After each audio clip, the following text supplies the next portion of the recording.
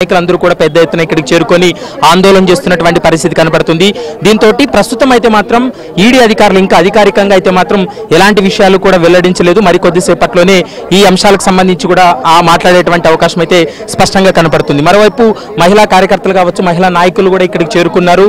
కానీ అరెస్ట్ వ్యవహారం ఊహాగానాలు వినపడుతున్నాయి. ఎందుకంటే ఆమెకి ఇప్పటికే అరెస్ట్ నోటీసు జారీ చేశారంటూ కూడా ప్రచారం జరుగుతుంది. ముఖ్యంగా బీఆర్ఎస్కి సంబంధించినటువంటి కార్యకర్తలు నాయకులు కూడా తమ ఎమ్మెల్సీని అరెస్ట్ చేస్తే ఖచ్చితంగా ఆందోళనలు ఉధృతం చేస్తామంటూ కూడా వాళ్ళు నినాదాలు చేస్తున్నటువంటి పరిస్థితి కనపడుతుంది. కాబట్టి ఈ వ్యవహారానికి సంబంధించి ఒకసారి మనం బీఆర్ఎస్కి సంబంధించినటువంటి నేతలతో ఒకసారి మాట్లాడించేటువంటి ప్రయత్నం చేద్దాం. మేడం చెప్పండి, ఎలా చూస్తారు? ఎందుకంటే ఉదయం నుంచి కూడా ఈడీ అధికారులు సోదాలు కొనసాగిస్తున్నారు. గతంలో సుప్రీంకోర్టు కూడా కవిత వెళ్ళింది. సుప్రీంకోర్టులో ఇంకా పెండింగ్ లో ఉంది పిటిషన్. ఎలా చూస్తున్నారు? ఈ లోక్సభ ఎలక్షన్స్ సందర్భంగా బీఆర్ఎస్ పార్టీని పెద్ద ఎత్తున ఇబ్బందులు పెట్టడానికి చేస్తున్న ఒక కుట్రలా భావిస్తున్నామండి. ఈ రోజు బీజేపీ ప్రభుత్వం ఏకఛత్రాధిపత్యంగా దేశవ్యాప్తంగా చేస్తున్న కుట్ర. రాష్ట్రీయ పార్టీలు ఎటువంటి పార్టీలు బతకొద్దు, రాష్ట్రీయ పార్టీల ఎటువంటి వాయిస్ వినపడొద్దు అని చెప్పేసి ఈ రోజు రాష్ట్రంలో ఉన్న కాంగ్రెస్ పార్టీ కావచ్చు, బీజేపీ పార్టీ కావచ్చు ఈ ఎలక్షన్ సందర్భంలో చేస్తున్న కుట్రలాగానే భావిస్తున్నాం.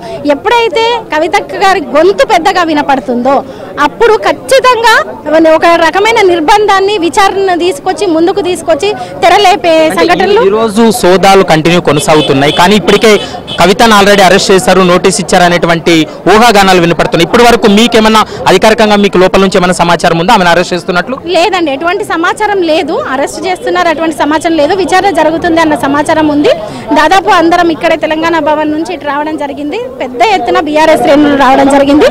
ఒకవేళ కవితానికి ఈ రోజు అరెస్ట్ చేస్తే ఎలా ఉండబోతుంది? భవిష్యత్ కార్యాచరణ ఎలా ఉండబోతుంది? ఖచ్చితంగా అండి, ఇప్పుడు మీరు మహిళలు అన్ని రంగాల్లో రావాలి, 33% రిజర్వేషన్ ఇస్తున్నాము అని మాట్లాడుతున్నా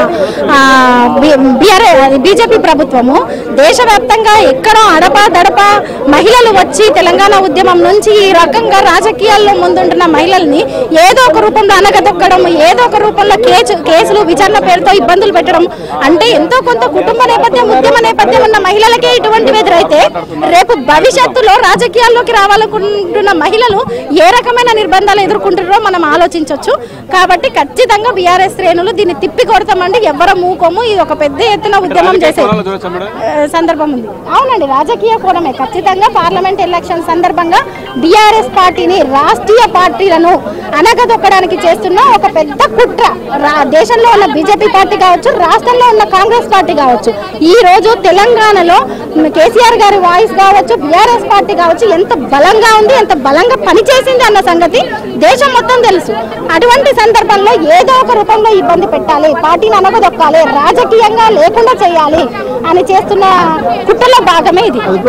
ప్రస్తుతం అయితే మనం చూస్తున్నాం ఇప్పటికే లీగల్ టీం కూడా ప్రస్తుతం ఇక్కడికి చేరుకుంది. లీగల్ టీంతో కూడా ఒకసారి మాట్లాడించేటువంటి ప్రయత్నం చేద్దాం. ఎందుకంటే వారికైతే మాత్రం ఇంకా అరెస్ట్కి సంబంధించి ఎలాంటి సమాచారం లేదనేటువంటి అంశాన్ని అయితే మాత్రం చెప్తూ ఉన్నారు. మరోవైపు బీఆర్ఎస్కి సంబంధించినటువంటి కార్యకర్తలు కావచ్చు, బీఆర్ఎస్కి సంబంధించినటువంటి నాయకులు అయితే మాత్రం కవిత ఇంటి వద్ద చేరుకొని ఆందోళన కొనసాగిస్తున్నటువంటి పరిస్థితి అయితే స్పష్టంగా కనపడుతుంది. కాబట్టి మరికొద్దిసేపట్లో ఈ వ్యవహారానికి సంబంధించి మరికొద్దిసేపట్లో ఈడీ అధికారులు అధికారికంగా ప్రకటన చేసేటువంటి అవకాశం అయితే కనపడుతుంది. దాదాపు 5 గంటలుగా ఈ సోదాలు కొనసాగుతున్నటువంటి నేపథ్యంలో మరికొద్దిసేపట్లోనే ఈ వ్యవహారానికి సంబంధించి కూడా వెల్లడించేటువంటి అవకాశం అయితే కనపడుతుంది. కానీ బయటకైతే మాత్రం అరెస్ట్ వ్యవహారానికి సంబంధించి మాకు ఎలాంటి సమాచారం లేదనేది ప్రస్తుతం అయితే చెప్తున్నారు. ఒకసారి మనం లీగల్ టీం కూడా చూడొచ్చు. లీగల్ టీం కూడా ప్రస్తుతం వాళ్ళు మాట్లాడుతున్నటువంటి పరిస్థితి.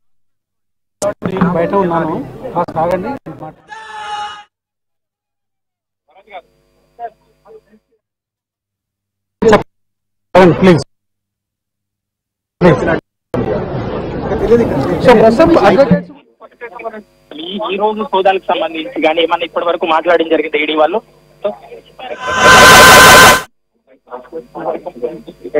ప్రస్తుతం అయితే బీఆర్ఎస్ లీగల్ టీం వాళ్ళతో మాట్లాడుతున్నారు లోపల ఉన్నటువంటి వ్యక్తులతో. కానీ ఇప్పటి వరకు వాళ్ళ మొబైల్స్ కానీ వాటన్నిటిని కూడా ఈడీ ప్రస్తుతం వాళ్ళ ఆధీనంలోనే పెట్టుకుంది. కాబట్టి మరికొద్దిసేపట్లో సోమభరత్ మనం చూడొచ్చు.